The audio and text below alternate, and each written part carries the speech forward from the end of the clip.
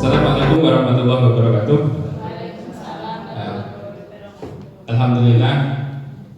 Terima kasih atas kehadiran Bapak Ibu Guru pada kesempatan siang hari ini meluangkan waktu setelah pulang sekolah untuk mengikuti kegiatan saya selaku calon guru penggerak angkatan 7 Kabupaten Grobogan dari SMA 1 Purwodadi.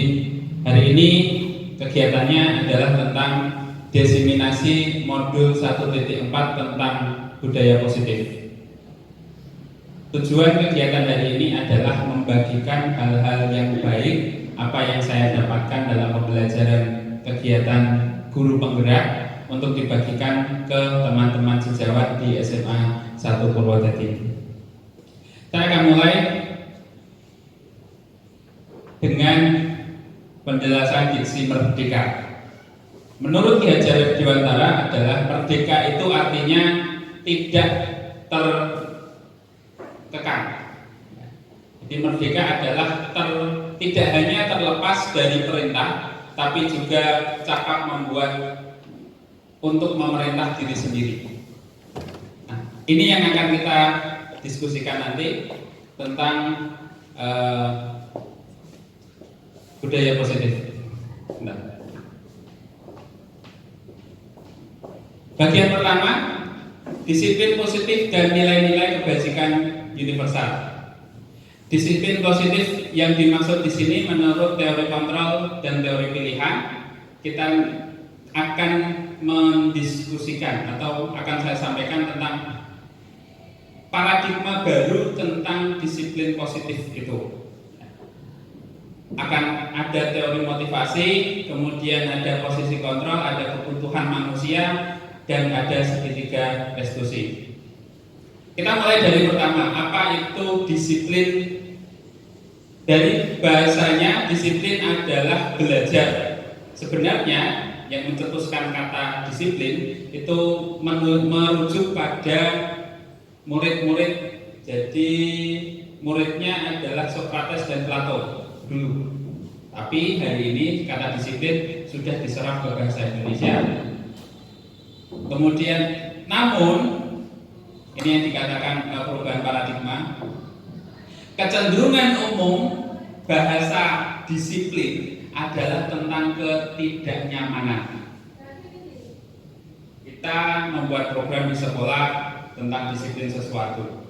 Jadi pemahamannya adalah anak nanti jadi tidak nyaman melakukan sesuatu dengan dalih kata disiplin. Gitu. Nah, maka perubahan paradigma itu ditawarkan di sini. Lalu apa yang menjadi fokus perubahan? Saya akan menyebutkan beberapa ilusi yang pernah ada. Yang pertama, ilusi bahwa guru mengontrol murid. Guru memerintah murid untuk ini, guru memerintah murid untuk itu. Itu sebenarnya ilusi, karena sejatinya murid itu nggak bisa dikontrol. Kemudian, ilusi bahwa kritik dan membuat orang merasa bersalah dapat menguatkan karakter. Belum tentu juga. Kadang ada anak-anak yang dikritik itu malah down, semangatnya hilang. Atau bahkan membuat orang merasa bersalah, makin jatuh. Hilang semangat belajarnya, tidak punya motivasi, dan seterusnya. Padahal guru-guru masih banyak yang melakukan itu, membuat intimidasi tugas dengan dari disiplin tadi. Kemudian yang ketiga, bahwa semua penguatan positif itu efektif dan bermanfaat. Ini juga ilusi. Kenapa? Karena pada akhirnya ilusi penguatan poin efektif maupun penguatan yang baik itu harus punya takaran juga. Tidak semuanya, misalnya pujian, apresiasi, itu harus punya takaran. Kalau guru memberikan begitu saja banyak tanpa takaran, malah jadinya negatif. Dan terakhir mungkin ilusi bahwa orang dewasa itu berhak memaksa. Kalau di SMA mungkin akan sangat terasa bahwa karena kita guru, ada siswa, kemudian kita merasa bisa memaksa apa yang diinginkan oleh anak-anak. Itu ilusi. Dan ilusi itu muncul ketika kita belajar dulu tentang stimulus dan respon. Teori pendidikan stimulus respon, kita bisa mengubah orang agar sama paradigmanya dengan kita. Perilaku itu adalah sebuah kesalahan perilaku adalah kesalahan. Padahal kalau di teori kontrol, teori pikiran yang hari ini digaungkan di Merdeka Belajar, kita diminta untuk berusaha memahami pilihan orang lain.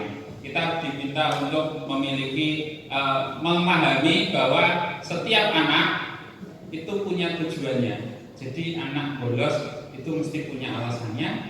Anak tanda kutip nakal itu kosakata yang biasa diberikan oleh guru begitu. Mereka punya alasan masing-masing dan kita sebagai guru kita perlu untuk memahami itu. Bukan tentang memaksakan anak menjadi ini dan itu, tapi memberikan motivasi dari dalam. Karena sifat-sifat positif yang menjadi tujuan mulia yang ingin dicapai itu sifatnya universal. Setiap anak pasti memiliki itu. Dan di kurikulum Merdeka kita mengenal dirangkum menjadi profil pelajar Pancasila. Bagian kedua, teori motivasi. Kita tahu motivasi itu ada tiga, motivasi eksternal, motivasi internal maupun motivasi eksternal, dan motivasi internal.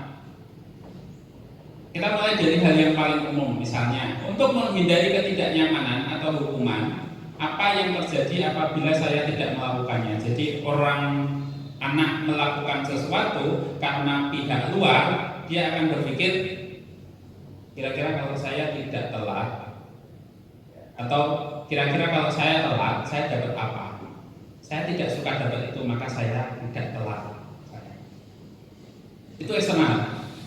Tapi kalau sekolah tidak memberikan aturan tentang telat, berarti anak akan berpikir bahwa dia boleh telat.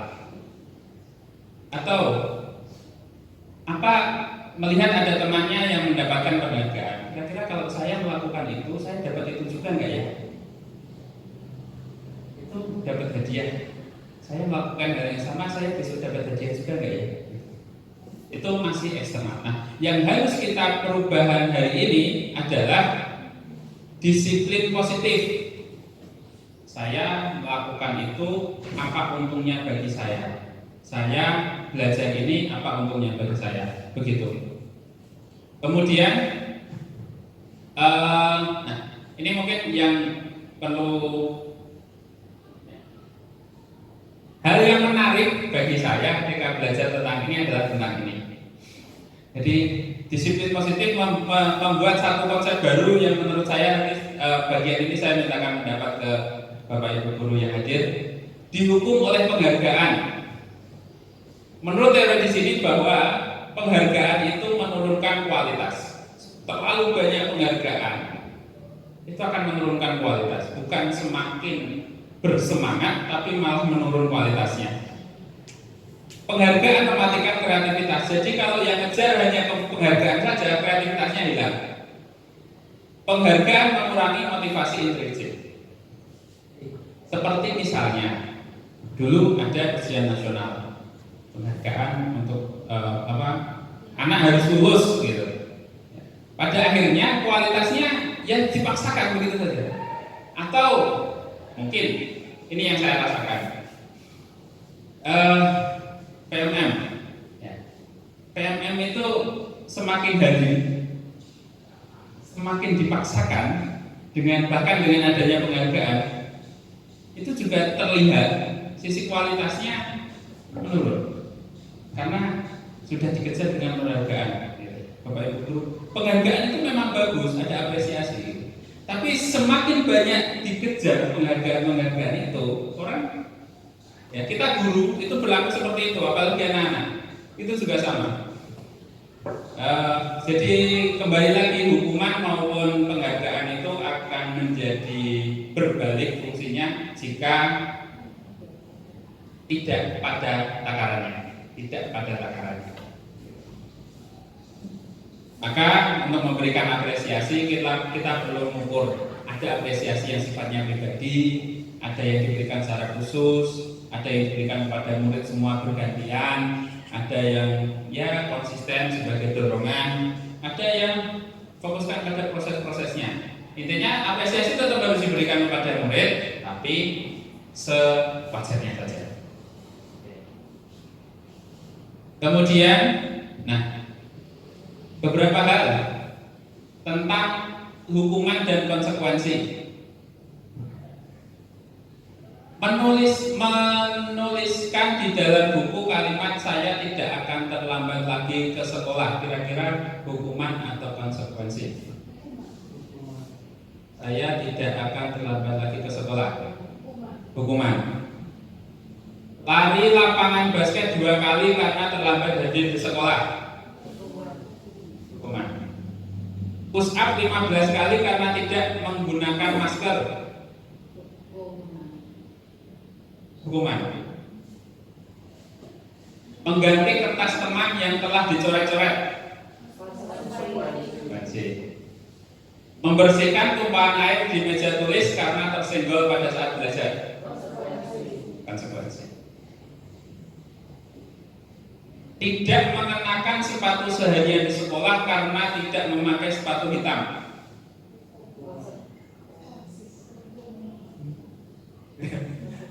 Tidak boleh memakai sepatu seharian karena tidak memakai sepatu hitam. Ya, konsekuensinya teman-teman.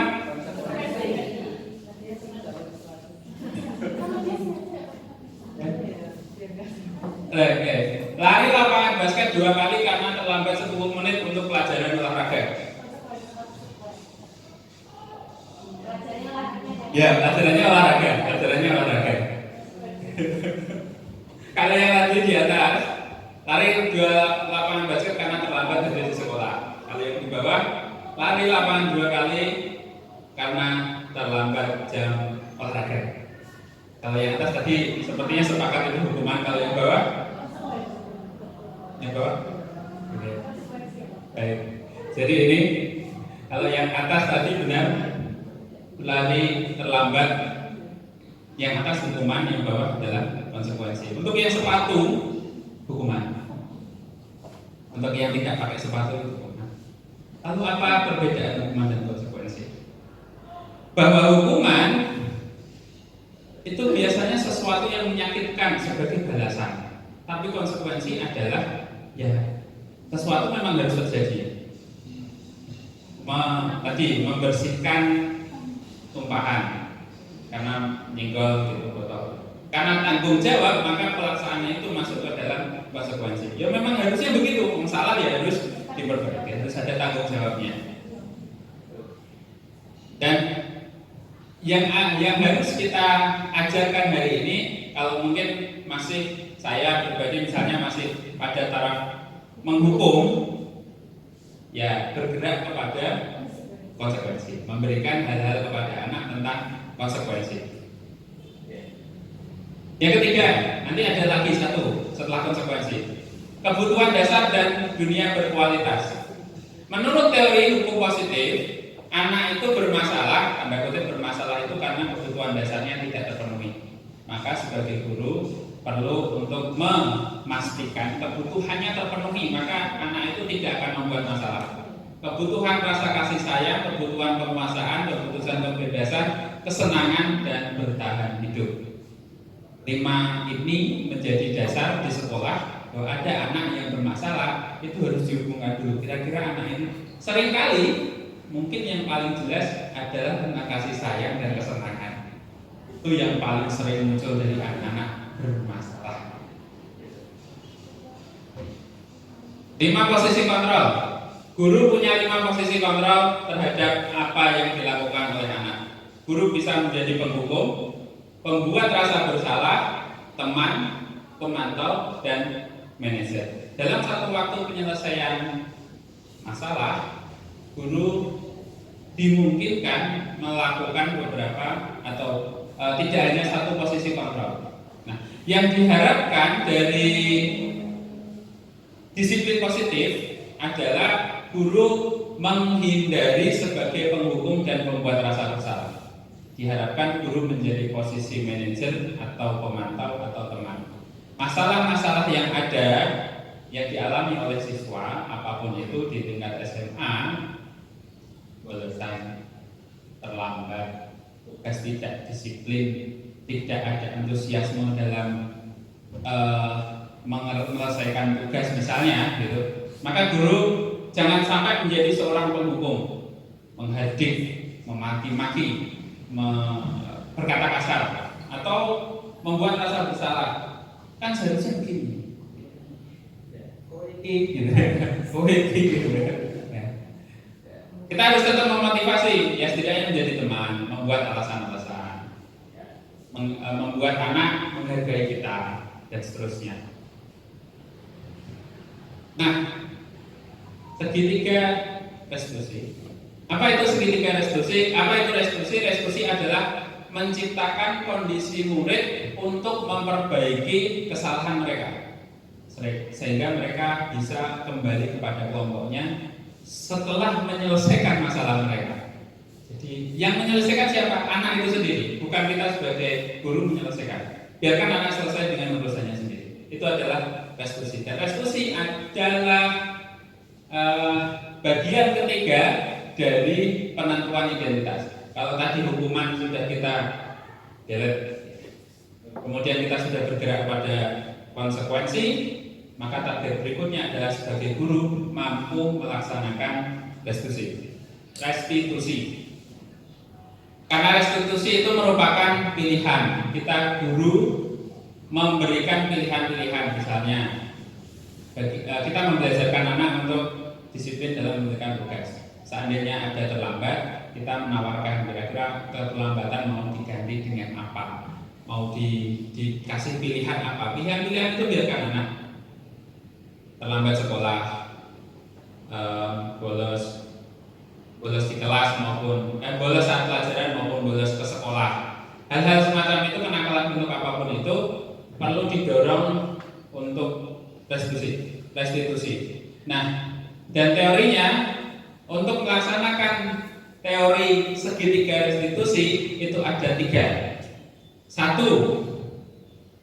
setiap anak harus distabilkan identitasnya. 2, ditanyakan kebutuhannya. 3, ditanyakan keyakinannya. Jangan-jangan apa yang menjadi kita anggap salah itu secara keyakinannya itu benar.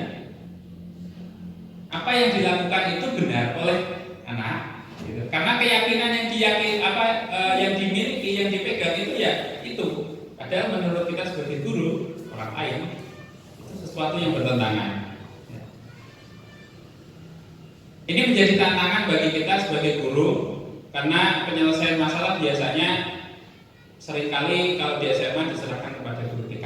Padahal guru-guru mapel pun berhak untuk menyelesaikan masalah serupa.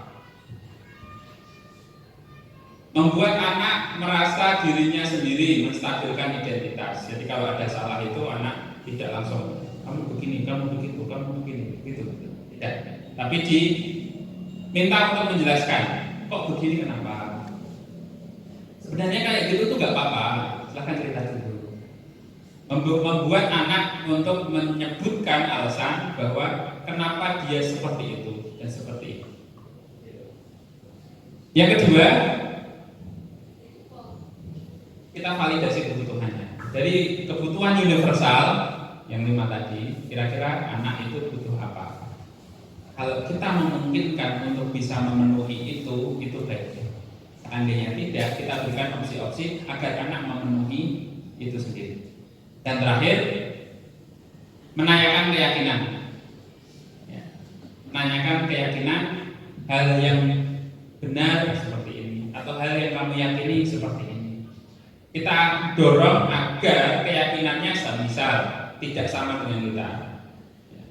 Kita berikan pengarahan, sampai dia meyakini bagian itu. Nah, itu bagian yang saya sampaikan untuk kesempatan kali ini tentang budaya positif.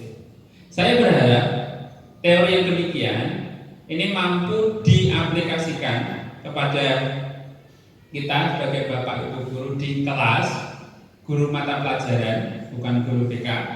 Jika ada masalah-masalah berhubungan dengan disiplin, kita bergeser pada disiplin-disiplin positif. Tidak lagi menggunakan kekerasan, tidak lagi menggunakan verbal yang bullying gitu. Namun memberikan motivasi dan sudut pandang positif terhadap apa saja yang dilakukan oleh anak. Gitu.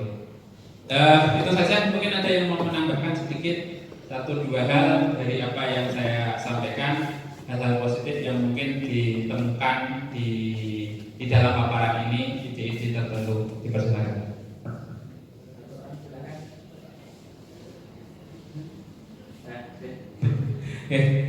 Kalau tidak ada, tidak masalah.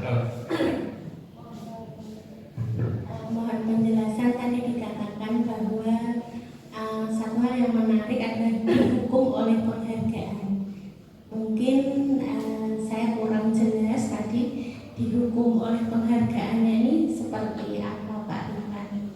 Mungkin kepada anak langsung, kepada misalkan praktiknya ketika kita di kelas itu seperti apa? Terima kasih. Ya, terima kasih.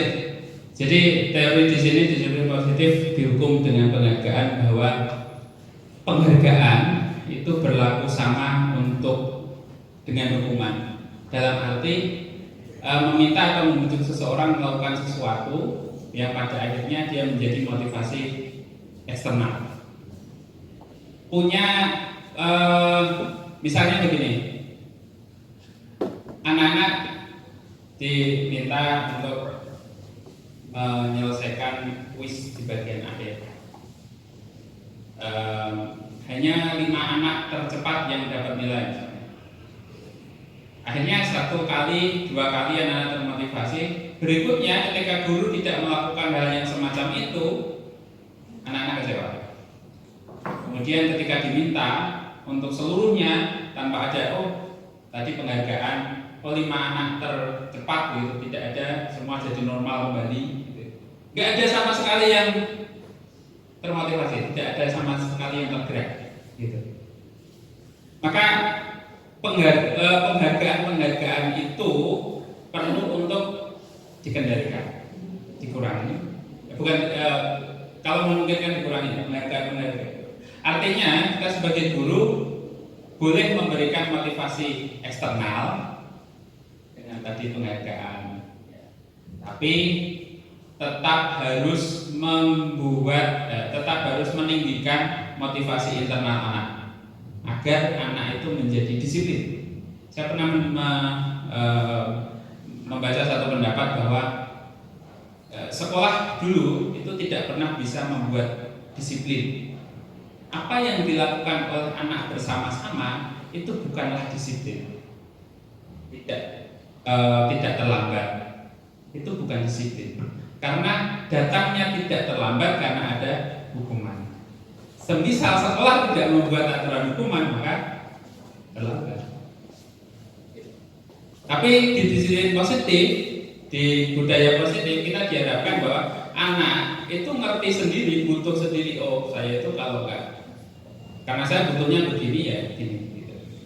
Kalau dulu misalnya punya target apa, ada atlet target untuk dapat kejuaraan apa, ya mereka akan membuat disiplin untuk dirinya sendiri tanpa ada pengaruh orang lain. Supaya latihan ya latihan, misalnya latihan.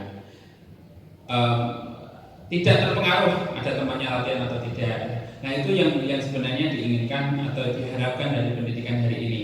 Sistem sekolah diharapkan bersama-sama untuk membuat iklim budaya positif di sekolah sedemikian. Tidak lagi ada intimidasi, bullying, pemaksaan bahwa guru bisa mengontrol anak, tidak. Bahwa anak punya masing-masing, anak itu seperti kertas putih. Ya.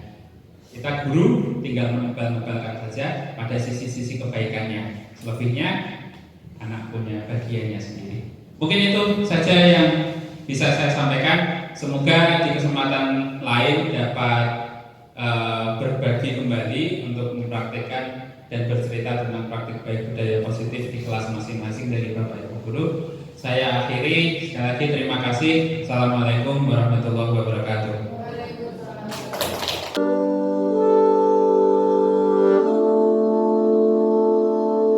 Perkenalkan, nama saya Ibu Ekawati Rahayu.